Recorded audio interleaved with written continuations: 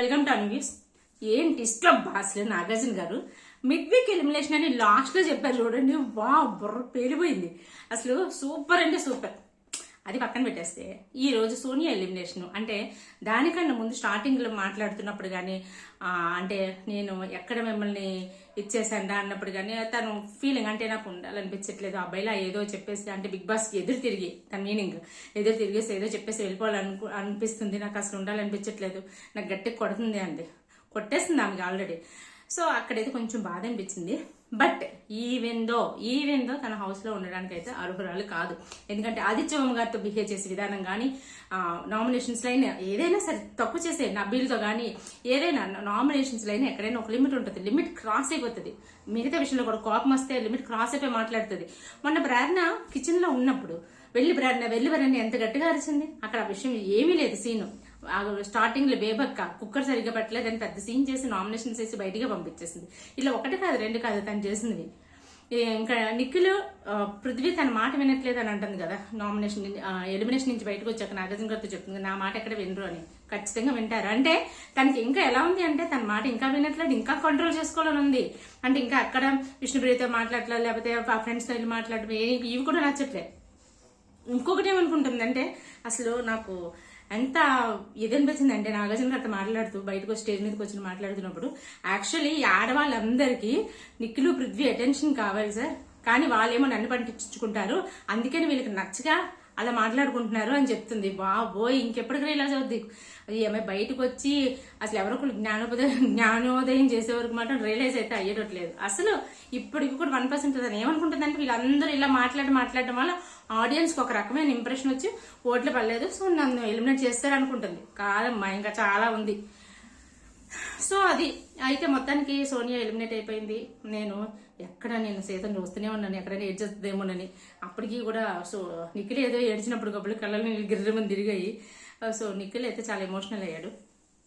Actually Nikhil సోనియాది ఒక రకమైన relation అయితే పృథ్వీ సోనియాది ఒక రకమైన రిలేషన్. పృథ్వీ మాత్రం నిజంగా సోనియా గురించి ఎక్కడ బ్యాక్ బిచ్చింగ్ కానీ ఎక్కడ మాట్లాడడం కానీ అసలు ఏ విధంగా ఎక్కడ చేయలేదు. ఇంకా నిఖిల్ అనే చేశాడు తప్ప పృథ్వీ అయితే 1% కూడా చేయలేదు ఎప్పుడు. అసలు ఆ విషయంలో మాత్రం పృథ్వీ నిజంగా చాలా జెన్యూన్, చాలా బాగా కనెక్ట్ అయిపోయాడు. ఇంకా మన సో ఆ ఎపిసోడ్ అయిపోయింది. ఇంకా మణికంఠ విషయంలోని మన వాళ్ళందరూ ఒక పెద్ద బకరాన్ని తీసుకున్నారు. మణికంఠ విషయంలో అయితే మాత్రం అందరికీ సేఫ్గా ఏదైనా కావాలి అటు ఇటుగా ఉన్నది ఎవరికైనా చెప్పాలి అనుకుంటే మణికంఠ, అటు ఇటుగా ఉన్నది ఎవరికైనా చెప్పాలనుకుంటే మణికంఠ. ఆదిత్యవర్మ కూడా మణికంఠనే ఎంచుకున్నాడు. సో పాపం అనిపించింది అబ్బాయిని చూస్తే ఈ రోజు నిజంగా. ఆఖరికి నాగార్జున గారు కూడా హౌస్మేట్స్ అందరూ 0-0 అన్నారని యాక్చువల్ ఓట్లు కూడా ఈ వీక్ చాలా పడ్డాయి అబ్బాయికే. అయినా సరే తీసుకెళ్లి డేంజర్ జోన్ లో లాస్ట్ వరకు ఉంచేసి టెన్షన్ పెట్టాడు. లాస్ట్ మూమెంట్ వరకు అబ్బాయి ఇలా పట్టుకుని కూర్చుని ఉంటాడు. అయ్యో పాపం అనిపించింది. సో అందరూ 0, మళ్ళీ ఇది డబుల్. అక్కడ డేంజర్ జోన్ లో ఉండడం అనేది ఒక పనిష్మెంట్ అయితే మళ్ళీ ఇంకా పనిష్మెంట్ జైల్లో పెట్టడం. అసలు అన్ని పనిష్మెంట్స్ ఎందుకు అబ్బాయికి నాకు అర్థం కాలే. ఇంకా నాగార్జున గారు పేల్చిన బాంబు మిడ్ వీక్ ఎలిమినేషన్ నా పాయింట్ ఆఫ్ వ్యూ అయితే 9కి వెళ్ళిపోవడం బెస్ట్. 9కనే పంపించేస్తారు అనుకుంటున్నా. సో ఎందుకంటే అన్ని విధాలుగా ఏ విధాలుగా చూసుకున్నా సరే లిస్ట్ లో చూస్తే 9గా ఉంది. టైం పాస్ చేస్తుంది లిటరల్లీ.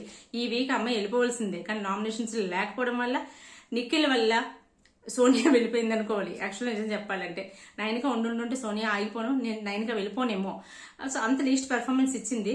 బట్ చెప్పలేండి, సోనియా పర్ఫార్మెన్స్ మరీ పీక్స్ లెవెల్లో ఉంది కాబట్టి ఏదైనా అడ్డు చెప్పలేదు సోనియా ఎలిమినేషన్. సో అయితే నెక్స్ట్ అయితే 9గా వెళ్ళిపోవాలి ఖచ్చితంగా. ఎందుకంటే ఏం చేస్తుంది, నిఖిల్ దగ్గరికి వెళ్తుంది, ప్యాంపర్ చేస్తుంది, అన్నయ్య అనుకుంటుంది, వీళ్ళ దగ్గరికి వెళ్ళి కబుర్లు చెప్పుకుంటుంది, వాళ్ళ దగ్గరికి వెళ్ళి గాసిప్స్ మాట్లాడుతుంది. ఇది తప్ప ఇంకేం చేయట్లేదు అమ్మాయి. ఎవరైనా ఏదైనా చెప్పినా సరే రిసీవ్ చేసుకోవట్లేదు. సో ఆదిత్యవర్మ గారు అంటారు ఇంతకుముందు కానీ ఇప్పుడు కొంచెం బెటర్ అయ్యారు. సో లీస్ట్ లో చూసుకుంటే ఆదిత్యవర్మ గారు నిఖిల్ 9గా ఉంటుంది. సో వీళ్ళిద్దరిలో కంపేర్ చేసుకుంటే 9గా పంపించడం బెస్ట్. సో అదే జరుగుతుందేమో అనుకుంటున్నాం. అయితే హౌస్ మేట్స్కి ఎవరికి చెప్పలేదు ఈ విషయం, మరి దీన్ని రాను చెప్తారేమో. ఇంకొకటి ఏంటంటే మొన్న వైల్డ్ కార్డ్ ఎంట్రీస్ మిగిలిన ఎంతమంది 9 మంది, హౌస్ లో ఎంతమంది ఉన్నారు 10 మంది ఉన్నారు. మిడ్ వీక్ ఎలిమినేషన్ లో 9గా వెళ్ళిపోయింది అనుకోండి, ఇంకా 9 మంది ఉంటారు. మరి నెక్స్ట్ వీక్ ఎలిమినేషన్ ఇంకొకరు వెళ్ళిపోతారు కదా, అంటే 8 మెంబర్స్ ఉంటారు house mates. So wild card entries 9 members వస్తున్నారు. అంటే నెక్స్ట్ వీక్ ఇంకా ఏదో టాస్క్ పెట్టి ఒక్కరినైనా సరే ఒక వైల్డ్ కార్డ్ ఎంట్రీ అయినా సరే ఆపేసి 8 మందిని లోపలికి పంపిస్తారనమాట. సో ఇది ఓవరాల్ గా జరగబోయేది అయితే అనిపిస్తుంది. సో 9గా మిడ్ వీక్ ఎలిమినేషన్ వెళ్ళిపోవడానికి కూడా ఛాన్సెస్ ఎక్కువగానే ఉన్నాయి. ఎందుకంటే ఇప్పుడు ఈ నామినేషన్స్ లో కూడా 9గా ఉంది. ఇప్పుడు కాపాడే ఛాన్సెస్ కూడా లేవు. ఇది అయితే పాపం నిఖిల్ చూస్తే చాలా బాధ అనిపించిందండి. సోనియా వెళ్ళిపోయిన తర్వాత స్టేజ్ మీద కూడా కంట్రోల్ చేసుకెళ్ళిపోయాడు. అప్పుడు అసలు సోనియా కూడా చాలా, వాళ్ళు ఏంటంటే ఇవన్నీ నెగటివిటీ పాజిటివిటీ అన్ని పక్కన పెట్టేస్తే వాళ్ళ మధ్యలో బాండింగ్, వాళ్ళ ముగ్గురు బాండింగ్ చాలా చాలా క్లోజ్ అయిపోయారు. ఎంత అనుకున్నారంటే అందరూ వెళ్ళిపోతారు, మన ముగ్గురు ఉండిపోతాం అనుకున్నారు. సో వాళ్ళు ఇంత తొందరగా బ్రేకప్ అయిపోద్ది అనుకోలేదు. నిఖిల్ చాలా ఎమోషనల్ అయిపోయాడు. సో అయ్యో పాపం చాలా బాధ అనిపించింది.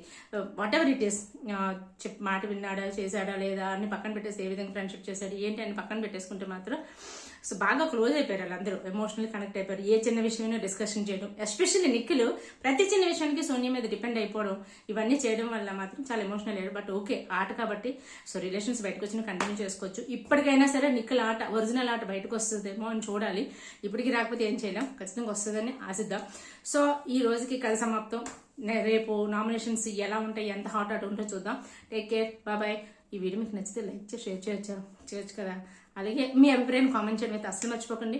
Please subscribe my channel. Thank you, bye.